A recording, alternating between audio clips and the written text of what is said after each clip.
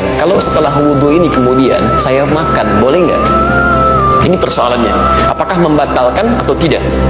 Nah, sesuatu yang membatalkan wudhu tidak berhenti sampai sini. Ayatnya diteruskan. Ayatnya diteruskan. Jika Anda ingin pergi untuk buang hajat, misal, ya, mohon maaf, keluar dari ya tempat-tempat yang normal dianggap bermasalah, ya. Misal dari tempat-tempat keluarnya, apakah buang air kecil, buang air besar, keluar angin dan sebagainya.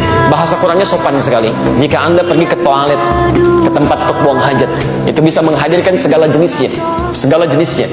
Nah, itu pasti membatalkan wudhu. Aula mastumun nisa, atau sengaja bersentuhan langsung, ya, sengaja, ada niat kesengajaan. Beda antara lamasa, massa dengan lamasa, itu lain. Awas, Anda mesti hati-hati ya. Jadi ada lamasa, lam, mim, sin.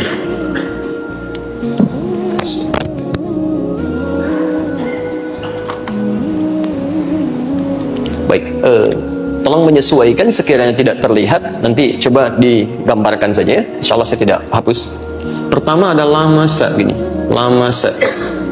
Ini. Kalimat kedua ada lamasa. Dan kalimat ketiga ada massa. Massat humul ba'sa wa dharra. Ya, ini bisa kita temukan di Qur'annya tadi, Quran surah ke-5 ayat yang ke-6. Yang ini kita temukan di Quran surah kedua ayat 214, posisi paling kanan sebelah bawah. Ini satu akar dengan ini. Cuma bedanya, kalau yang ini lamasa itu sentuhan langsung. Ya, bisa kulit dengan kulit, bisa pakaian misalnya dengan pakaian yang lainnya. Ya, umumnya sih kulit dengan kulit, satu sentuhan. Ya, tapi lamasa di sini belum tentu ada unsur kesengajaan. Sentuhan aja bisa. Ya, seperti yang terjadi misal, maaf, dalam tawaf ya. Tawaf kan kemudian Anda berputar-putar dalam situasi yang padat, tiba-tiba ada gesekan dan sebagainya, ada sentuhan, itu lamasa namanya. Jelas di sini? Tapi kalau lamasa, ini emang udah niat nyentuh. Sudah berniat menyentuh, sengaja ada sentuhan di sini. Aula mastumun nisa, atau sengaja punya niat menyentuh pasangannya. Sehingga dengan ada niat ini, kesengajaan, ada hasrat tumbuh dalam jiwanya. Kalau sudah ada hasrat semacam ini, maka itu berpengaruh pada wudunya, batal wudunya. Jelas ya? Kalau massa begini, massa itu artinya sentuhan yang terjadi tanpa kontak fisik. Tanpa kontak fisik. Ya, misal Anda melihat sesuatu tayangan di televisi yang mengharukan, tiba-tiba hati tersentuh, kemudian tiba-tiba menangis, ya. Baik, itu massa namanya.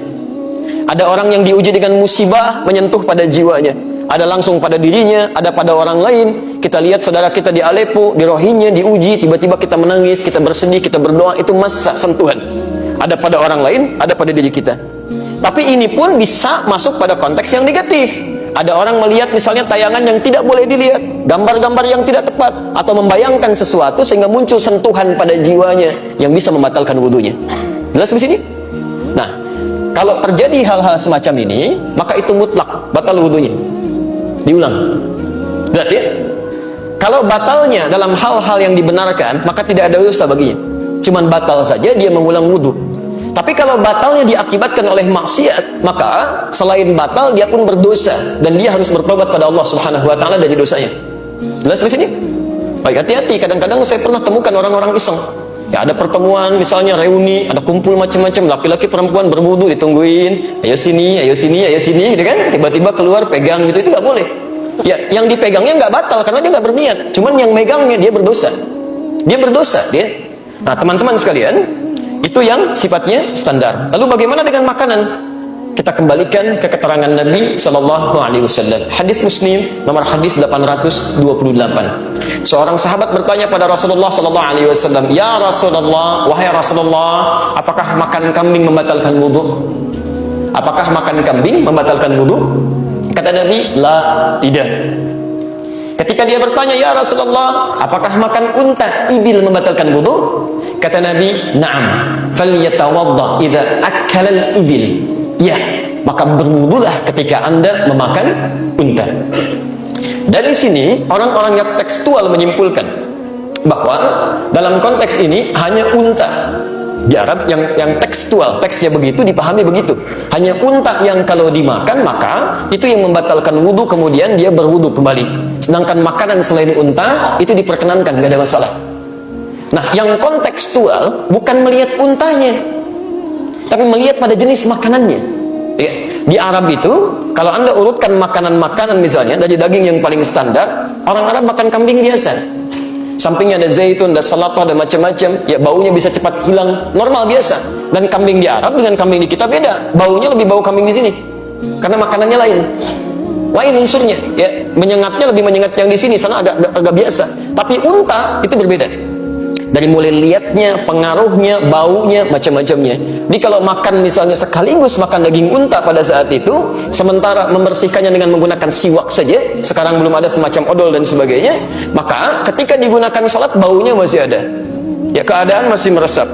Maka kemudian dipahami secara kontekstual setiap makanan-makanan yang punya jenis sifat seperti unta, yang kalau dimakan masih menghasilkan bau yang tidak sedap, masih berpengaruh pada kekhusyuan dalam ibadah, maka yang seperti itu yang terbaik berwudu kembali. Misal jengkol dan saudara-saudaranya, gitu kan? Anda makan jengkol, obatnya pete, makan pete, obatnya jengkol, gitu kan? Tapi sama-sama bau di situ. Ya, jangan dipaksakan. Bawang, misalnya kan, yang sekiranya menghasilkan bau tidak sedap, Anda saja sudah tidak merasa sedap. Bagaimana Anda menghadap Allah? Anda pribadi merasa tidak sedap berbicara dengan orang lain, merasa tidak nyaman. Masa mau berbicara dengan Allah dalam konteks sholat? Halo, jelas? Baik. Allahu a'lam bishawab.